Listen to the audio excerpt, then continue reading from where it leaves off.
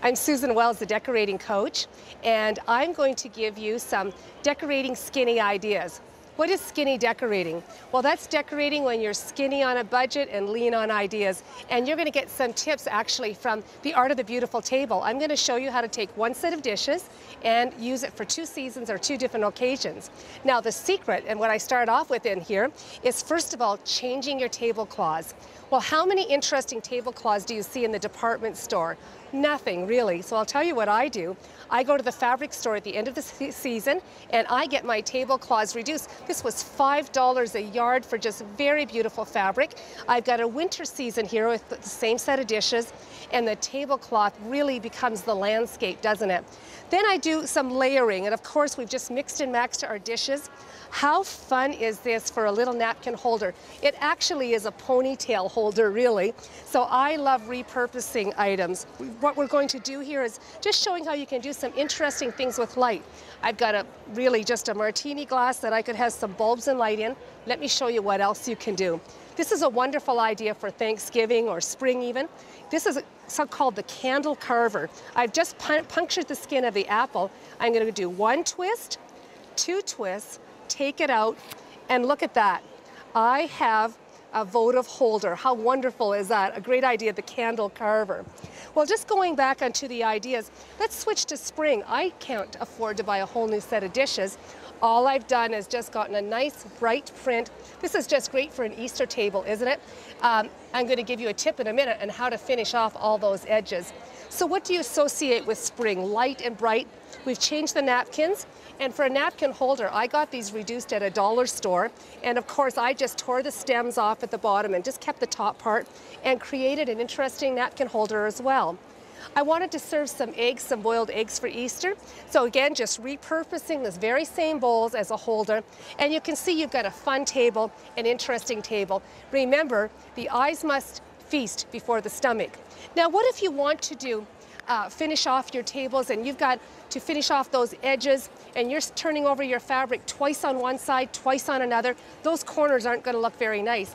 I'm going to show you how to make your corners so nice that you might want to take your hem and convert it, turn it upside down, and there is a mitered corner, and we just put some fabric inside and then stitched. I think this is a fantastic placemat where we just took the hems and put them right side up. They were so beautiful.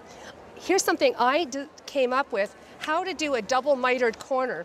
You didn't know that you couldn't live with that, did you? And I'm going to show you on some pieces of paper. And these ideas, again, are from the Art of the Beautiful Table, if you love table decorating.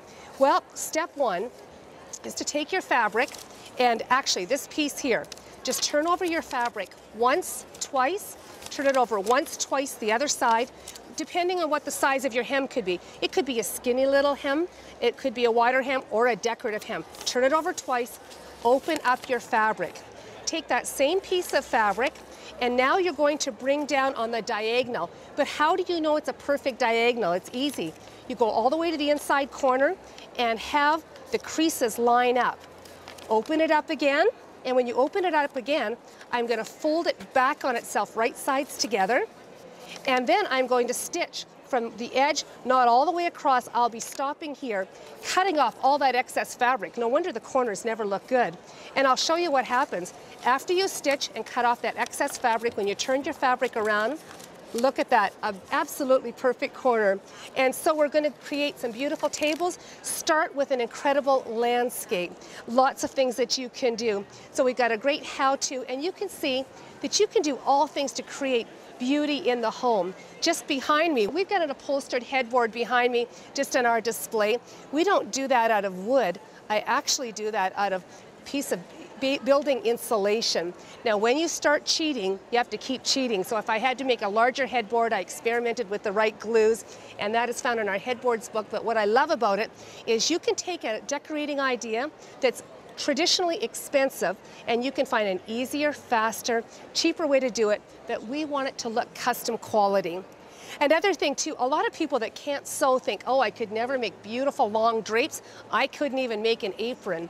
The wonderful thing is if you don't sew, that decor sewing, whether it's a napkin, Whether it's a tablecloth, whether it's a full-length drapery, it all comes down to just square pieces of fabric, doesn't it? So even a non-sewer can just create beauty in the home and just enjoy a look that otherwise you wouldn't be able to. So non-sewers, decor is now your oyster, and don't let the non-sewing stop you. Headboards, your beautiful draperies, tie in with your table slip covers or whatever. Beauty is yours to enjoy.